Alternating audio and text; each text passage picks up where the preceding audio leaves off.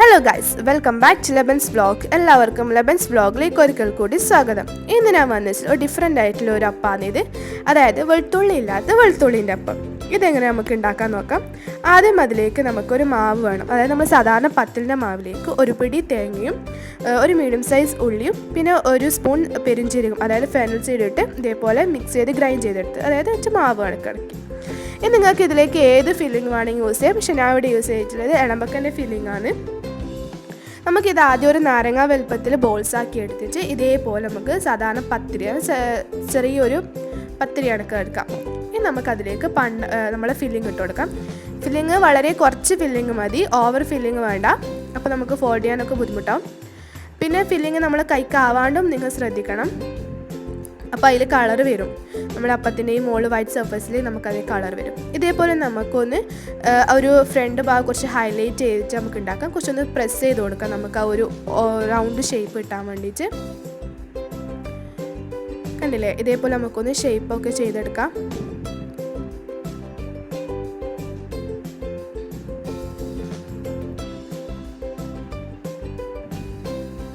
നമുക്കിതേപോലെ spoon വെച്ച് lines ഇട്ട് കൊടുക്കാം.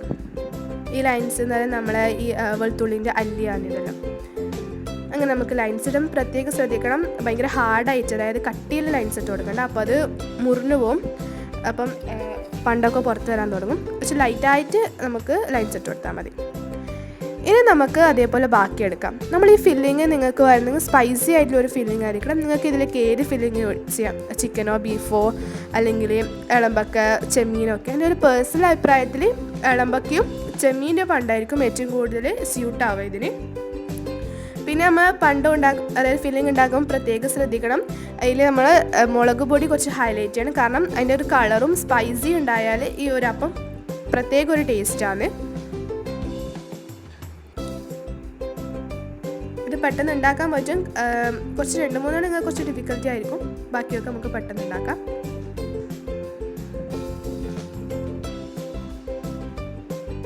ഇഫ്താറിനൊക്കെ നമുക്ക് ഹെൽത്തി ആയിട്ടുള്ള ഒരു വിഭവം തന്നെയാണ്. കാരണം ഇത് അരിയാണ്, നമ്മൾ സ്റ്റീമാണ് ചെയ്യുന്നത് ഇതിൽ.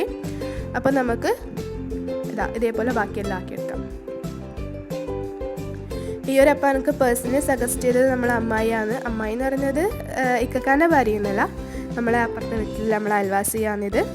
അമ്മായിക്ക് ഇങ്ങനെയൊക്കെ ഒരുപാട് ഇതേപോലെ ഡിഫറെൻ്റ് ആയിട്ടുള്ള സ്നാക്കുകൾ അറിയാം. ഞാൻ അങ്ങനെ കുറേ നിങ്ങൾക്ക് പരിചയപ്പെടുത്തി തരാം. ഓക്കെ,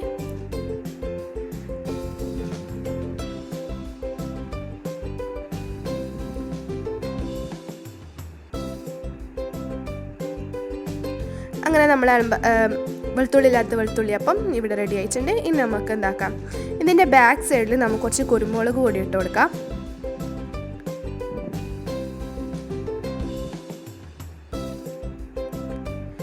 ഈ കുരുമുളക് പൊടി ഇട്ട് കൊടുക്കുന്നത് എന്തെന്ന് വെച്ചാൽ നമ്മൾ ഈ മുത്തിയുണ്ട്, ഇതിൻ്റെ ഈ ഒരു മുത്തിയാണ് ഈ ഒരു സാധനം, ഈ ഒരു ഇത്. പിന്നെ ഈ ബാക്കത്തെ സാധനം നമ്മൾ ഈ കുരുമുളക്. അപ്പോൾ മനസ്സിലായില്ലേ ഞാൻ എന്തുകൊണ്ടാണ് വെളുത്തുള്ളില്ലാത്ത വെളുത്തുള്ളിൻ്റെ അപ്പം എന്ന് പറയുന്നത്. അപ്പോൾ നമുക്ക് എന്താക്കാം, ഒരു അപ്പച്ചമ്പ് വെച്ച് നമുക്കത് കുറച്ച് വെള്ളം വെച്ച് ആവിയേറ്റ് നമുക്കിത് സ്റ്റീം ചെയ്തെടുക്കാം, കുക്ക് ചെയ്തെടുക്കാം. ഇതൊരു 20 മിനിറ്റ്സ്, അതായത് നമ്മൾ സാധാരണ ഹൈ ഫ്ലെയിമിൽ തന്നെ ഇട്ട് നമുക്ക് കുക്ക് ചെയ്യാം. പെട്ടെന്ന് തന്നെ ആയി കിട്ടും.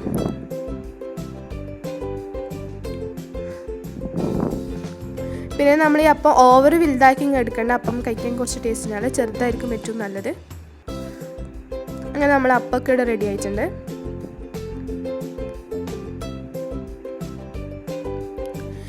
ഇത് പക്ഷെ കാണാൻ പാങ്ങണ്ടാൽ ഈ ഒരു പാകത്തിൽ, അതായത് നമ്മൾ ഇത് പൊരിക്കുന്നതിന് മുന്നേ ഇത് കാണാൻ പാങ്ങണ്ടാൽ ഈ ഒരു ഇതാണ്. പക്ഷെ കഴിക്കാൻ ടേസ്റ്റ് ഉണ്ടാവും പൊരിച്ചിട്ടാണ്. ഇങ്ങനെ നമ്മളെ അപ്പം ഇവിടെ റെഡി ആയിട്ടുണ്ട്. ഇങ്ങനെയും വേണമെങ്കിൽ നിങ്ങൾക്ക് സെർവ് ചെയ്യാം.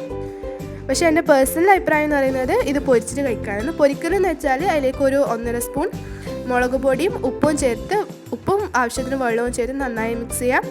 എന്നിട്ട് നമ്മൾ ഈ അപ്പം ഇതിലേക്ക് ഡിപ്പ് ചെയ്ത് കൊടുക്കുക വേണ്ടത്.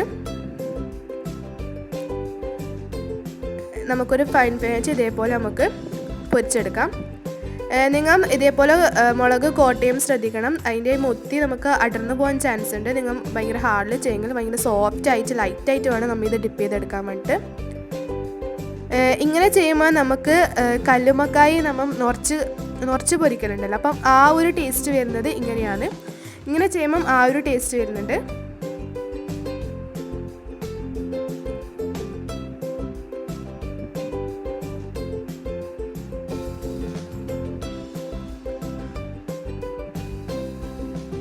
അത് നമുക്കൊന്ന് അപ്പുറമൊക്കെ മറിച്ചിട്ട് കൊടുത്ത് നമുക്ക് നന്നായിട്ടൊന്ന് കുക്ക് ചെയ്തെടുക്കാം.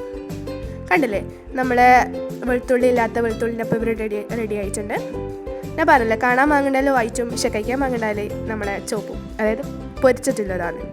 എല്ലാവരും ഇത് ട്രൈ ചെയ്ത് നോക്കണം. നിങ്ങൾക്ക് ഇഷ്ടമെങ്കിൽ ലൈക്ക് ചെയ്യുക, സബ്സ്ക്രൈബ് ചെയ്യുക, ഷെയർ ചെയ്യുക. ബൈ.